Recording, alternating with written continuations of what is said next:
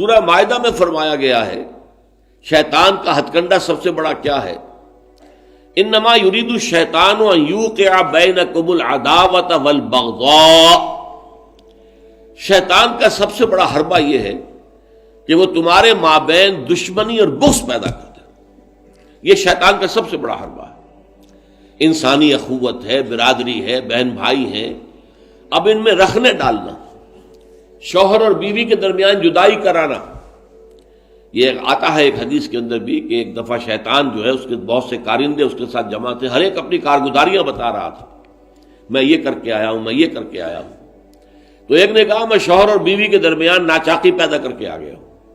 تو شیطان نے اسے شاباش دی کہ تم نے سب سے اچھا کام کیا. اس کی وجہ یہ کہ اس سے پورا خاندانی نظام مختل ہو جائے گا، اور جہاں خاندانی نظام جو ہے وہ خراب ہو جائے تو پھر اس معاشرے کے تباہ اور برباد ہونے میں زیادہ دیر نہیں لگتی. تو یہ در حقیقت شیطان کا جو حربہ ہے ان یوقع بینکم العداوۃ والبغضاء، تمہارے مابین دشمنی اور بغض پیدا کر دے. تو یہ تبذیر اس کا سب سے بڑا ذریعہ ہے.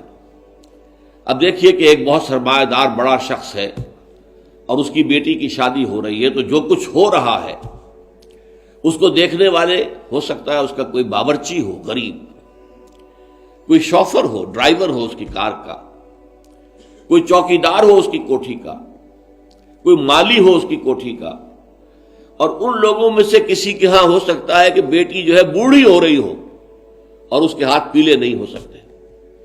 جو معاشرے میں کم سے کم جو تقاضے پیدا کر دیے گئے ہیں شادی کے لیے وہ بھی پورے کرنے کے لیے اس کے پاس پیسہ نہیں ہے. اب یہ سارا جو وہ دیکھے گا ریل پیل دولت کی، اور جو یہاں پر دولت لٹائی جا رہی ہے، تو اس کا نتیجہ کیا ہوگا؟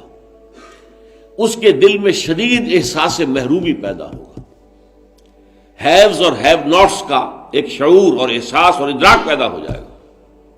یہ مترفین ہیں، ہم محرومین ہیں.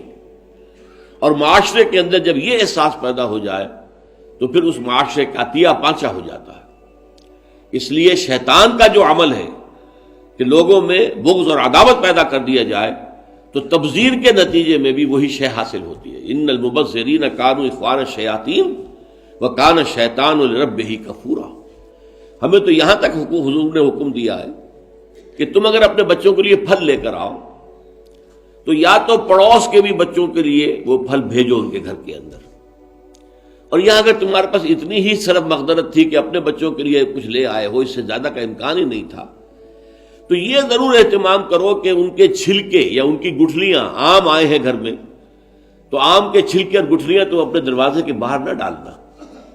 تمہارے پڑوسی کے بچے دیکھیں گے کہ ان کے گھر میں آج آم آئے، انہوں نے آج آم کھائے اور ہمیں یہ میسر نہیں ہے. تو وہ احساس محرومی کا داغ ان کے اندر جو پیدا ہوگا وہ دلوں کو پھاڑ دینے والا ہے. یہ اور ہیں، ہم اور ہیں. من دیگرم تو دیگری، تم اور ہو ہم اور ہیں. ہم کوئی ایک امت کے لوگ نہیں ہیں.